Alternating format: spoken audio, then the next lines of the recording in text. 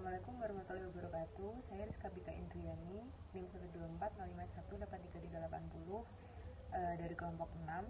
Di sini saya akan menjadi yang pertama untuk menjelaskan pengertian pemeliharaan dan jenis-jenis pemeliharaan. Langsung saja pada poin yang pertama, yaitu pengertian pemeliharaan. Pemeliharaan sendiri berasal dari bahasa Yunani yang berarti merawat, menjaga, dan memelihara. Nah, arti dari pemeliharaan itu sendiri adalah kegiatan untuk memelihara atau menjaga fasilitas atau peralatan pabrik dan mengadakan perbaikan atau penyesuaian, penggantian yang diperlukan supaya terdapat suatu keadaan produksi yang memuaskan sesuai dengan apa yang direncanakan. Itu pengertian pemeliharaan menurut Sofyan Asauri 2014. Baik, poin yang selanjutnya adalah jenis-jenis pemeliharaan.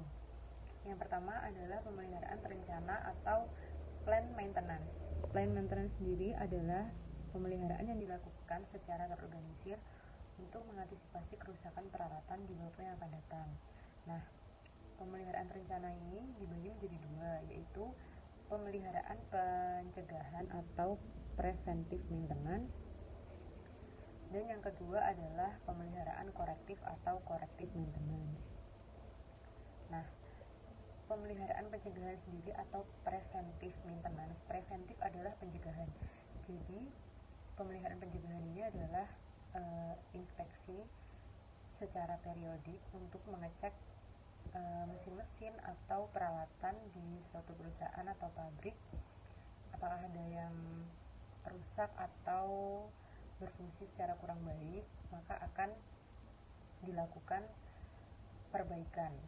Nah, kalau pemeliharaan korektif yaitu dilakukan secara berulang atau pemeliharaan yang dilakukan untuk memperbaiki suatu bagian yang telah terhenti untuk memenuhi suatu kondisi yang bisa diterima. Kalau pemeliharaan korektif ini dilakukan di saat mesin atau peralatan tersebut sudah rusak, dan pemeliharaan itu digunakan untuk memperbaiki mesin atau peralatan yang sudah rusak tersebut. Baik, jenis pemeliharaan yang kedua adalah pemeliharaan tak terencana atau unplanned maintenance. Menurut Corder Antonika Hadi 1962, pemeliharaan tak terencana adalah pemeliharaan darurat yang didefinisikan sebagai pemeliharaan di mana perlu segera dilaksanakan tindakan untuk mencegah akibat yang serius. Nah, pada dasarnya pemeliharaan ini dilakukan di saat misalnya ada mesin yang sudah rusak atau tidak bisa digunakan dan terpaksa mesin tersebut akan kembali digunakan, maka akan dilakukan pemeliharaan tak terencana tersebut. Kira-kira seperti itu ya teman-teman. Baik, sekian penjelasan dari saya dan akan dilanjutkan oleh penjelasan dari Mbak Amanda. Wassalamualaikum warahmatullahi wabarakatuh. Assalamualaikum warahmatullahi wabarakatuh. Saya Amanda Herianti, NIM 12405183396 dari kelompok 6 akan menjelaskan tentang tujuan dan fungsi pemeliharaan serta bagaimana efisiensi dan hubungan pemeliharaan dengan produksi. Tujuan pemeliharaan. Menurut Sofyan Asyuri, tujuan pemeliharaan yaitu 1. Kemampuan produksi dapat memenuhi kebutuhan sesuai dengan rencana produksi. Kedua, menjaga kualitas pada tingkat yang tepat untuk memenuhi apa yang dibutuhkan oleh produk itu sendiri dan kegiatan produksi untuk tidak terganggu. Ketiga, untuk membantu mengurangi pemakaian dan penyimpangan yang di luar batas dan menjaga modal investasi tersebut. Keempat, untuk mencapai tingkat biaya pemeliharaan serendah mungkin dengan melaksanakan kegiatan pemeliharaan secara efektif dan efisien. Kelima, menghindari kegiatan pemeliharaan yang dapat membahayakan keselamatan para pekerja. 6. Mengadakan suatu kerjasama yang erat dengan fungsi-fungsi utama lainnya dari suatu perusahaan dalam rangka untuk mencapai tujuan utama perusahaan, yaitu tingkat keuntungan return on investment yang maksimum dan total biaya yang minimum. Selanjutnya, fungsi pemeliharaan. Yang pertama, Mesin dan peralatan produksi yang ada dalam perusahaan bersangkutan akan dapat dipergunakan dalam jangka waktu panjang. Yang kedua, pelaksanaan proses produksi dalam perusahaan yang bersangkutan berjalan dengan lancar. Ketiga, dapat menghindarkan diri atau dapat menekan sekecil apapun terdapatnya kemungkinan kerusakan-kerusakan berat dari mesin dan peralatan produksi selama proses produksi berjalan. Selanjutnya, kegiatan-kegiatan pemeliharaan. Kegiatan pemeliharaan dalam suatu perusahaan menurut Mahanan P. Tonggulen meliputi berbagai kegiatan sebagai berikut. Yang pertama, inspeksi atau inspection. Kegiatan inspeksi meliputi kegiatan pengecekan atau pemeriksaan secara berkala, di mana maksud kegiatan ini adalah untuk mengetahui apakah perusahaan selalu menyimpan peralatan-peralatan atau fasilitas produksi yang baik untuk menjamin kelancaran proses produksi. Yang kedua, kegiatan teknik atau engineering. Kegiatan ini meliputi kegiatan percobaan atas peralatan yang baru dibeli dan kegiatan-kegiatan pengembangan peralatan yang perlu diganti, serta melakukan penelitian-penelitian terhadap kemungkinan pengembangan tersebut. Ketiga, kegiatan produksi atau engineering atau production. Kegiatan ini merupakan kegiatan pemeliharaan yang sebenarnya, yaitu merawat, memperbaiki mesin-mesin dan peralatan. Secara fisik, melaksanakan pekerjaan yang disarankan atau diusulkan dalam kegiatan inspeksi dan teknik, melaksanakan kegiatan servis dan pelumasan. 4. Kegiatan administrasi atau clerical work. Kegiatan administrasi ini merupakan kegiatan yang berhubungan dengan pencatatan mengenai biaya-biaya yang terjadi dalam melakukan pekerjaan-pekerjaan pemeliharaan dan biaya yang berhubungan dengan kegiatan pemeliharaan. Komponen yang dibutuhkan: laporan pemajuan atau progress report tentang apa yang telah dikerjakan, waktu dilakukannya inspeksi dan perbaikan, serta lamanya perbaikan tersebut, komponen spare parts yang tersedia di bagian pemeliharaan. Yang kelima, pemeliharaan bangunan atau housekeeping. Kegiatan ini merupakan kegiatan untuk menjaga agar bangunan gedung tetap terpelihara dengan kebersihannya.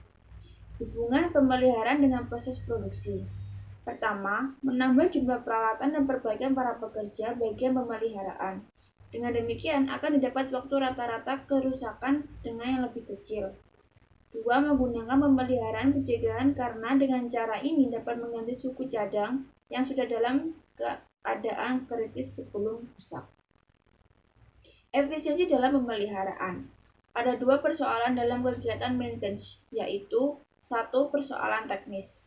Persoalan teknis adalah persoalan yang menyangkut usaha untuk menghilangkan kemungkinan timbulnya kemacetan yang disebabkan oleh kondisi fasilitas atau peralatan produksi yang tidak baik. Dalam persoalan teknis, ada beberapa hal yang harus diperhatikan.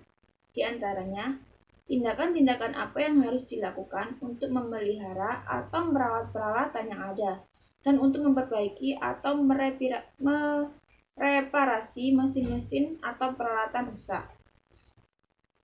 2. Alat-alat atau komponen-komponen apa yang dibutuhkan dan apa yang harus disediakan agar tindakan-tindakan pada bagian A dapat dilakukan.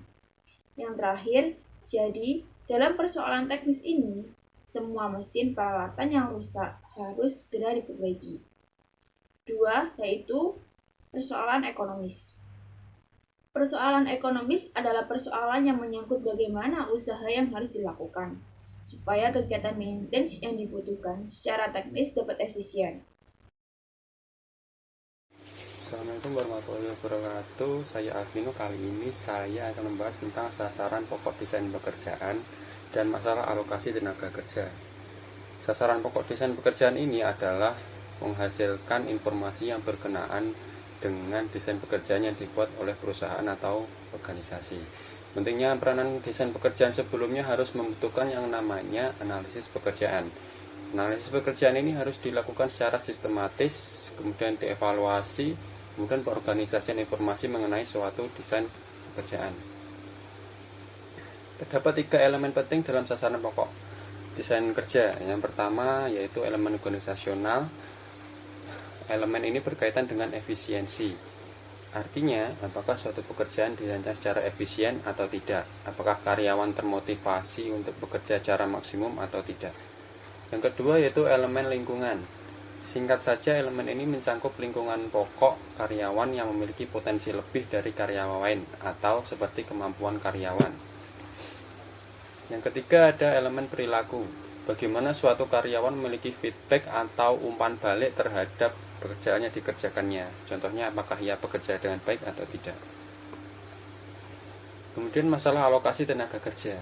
Alokasi tenaga kerja sangat erat hubungannya dengan pengoptimalisasi dari sumber daya yang dimiliki perusahaan, terutama SDM. SDM yang dimaksud di sini adalah tenaga kerja itu sendiri atau individu yang produktif yang memiliki tingkat efisiensi berbeda untuk pekerjaan yang berbeda. Sehingga tenaga kerja harus dikotak-kotai atau dialokasikan sesuai dengan kemampuannya agar proses produktivitas dapat berjalan dengan lancar.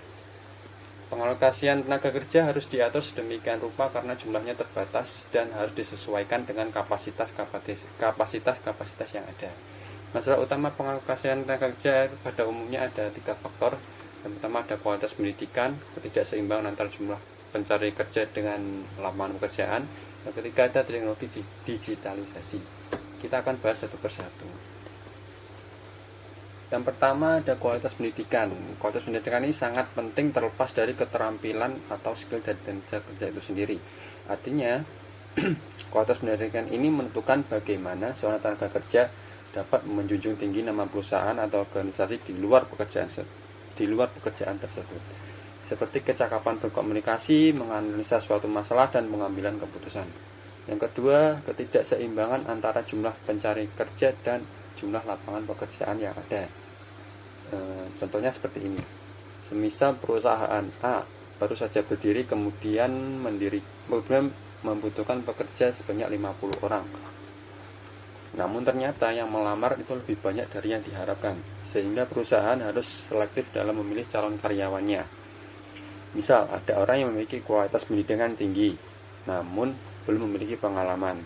Yang kedua, lulusan hanya SMA sederajat, tapi sudah memiliki pengalaman yang cukup banyak. Atau kualitas pendidikan serta pengalaman kerjanya itu pas-pasan, namun memiliki soft skill yang baik. Nah, contoh-contoh tersebut harus digunakan sebagai pertimbangan perusahaan, terutama dalam ini HRD harus bisa mempertimbangkan faktor-faktor lainnya. Yang ketiga ada faktor teknologi dan digitalisasi. Di era revolusi industri 4.0 atau 4.0 sekarang ini hampir semua bidang pekerjaan mentransformasikan dirinya kepada digitalisasi sehingga mengubah karakter pekerjaan itu sendiri. Oleh karena itu diperlukan keahlian tertentu yang memerlukan pendidikan dan pelatihan yang sesuai. Dengan kata lain diperlukan perubahan dalam sistem pendidikan dan pelatihan yang sesuai dengan kebutuhan industri apalagi industri digital. Mungkin itu saja yang dapat saya sampaikan. Terima kasih. Oke, saya akan melanjutkan poin dari Mas Vino. Perkenalkan, nama saya Abu Zar Jundi, NIM 392 dari kelompok 6, yaitu poin yang ketujuh yaitu efisiensi dalam pemeliharaan. Ada 2 persoalan dalam kegiatan maintenance, yaitu yang pertama persoalan teknis. Persoalan teknis adalah persoalan yang mampu menyangkut usaha-usaha untuk menghilangkan kemungkinan timbulnya kemacetan yang disebabkan karena kondisi fasilitas atau peralatan produksi yang tidak baik. Nah, diantaranya ada beberapa hal yang harus diperhatikan, yaitu yang pertama tindakan-tindakan apa yang harus dilakukan untuk memelihara atau merawat peralatan yang ada. Kemudian yang kedua, alat-alat atau komponen apa yang dibutuhkan dan harus disediakan agar tindakan-tindakan pada bagian A atau bagian sebelumnya dapat dilakukan. Kemudian yang ketiga, persoalan teknis ini semua mesin atau peralatan yang rusak harus diperbaiki. Yaitu yang kedua yaitu persoalan ekonomis. Persoalan ekonomis adalah persoalan yang menyangkut bagaimana yang harus dilakukan supaya kegiatan maintenance yang dibutuhkan secara teknis dapat efisien. Jadi dalam persoalan ekonomis yang diberikan ditekankan di sini adalah efisiensi dan memperhatikan besarnya biaya yang terjadi, dan tentunya alternatif tindakan yang dipilih untuk dilaksanakan adalah yang menguntungkan perusahaan. Kemudian pemilihan kebijakan dalam pemeliharaan ada dua. Yang pertama, jumlah biaya yang terjadi dan penentuan apakah mesin atau peralatan merupakan strategic point atau critical unit. Kalau iya, maka sebaiknya diadakan preventive maintenance. Terima kasih. Saya dari kelompok 6 undur diri. Wassalamualaikum warahmatullahi wabarakatuh.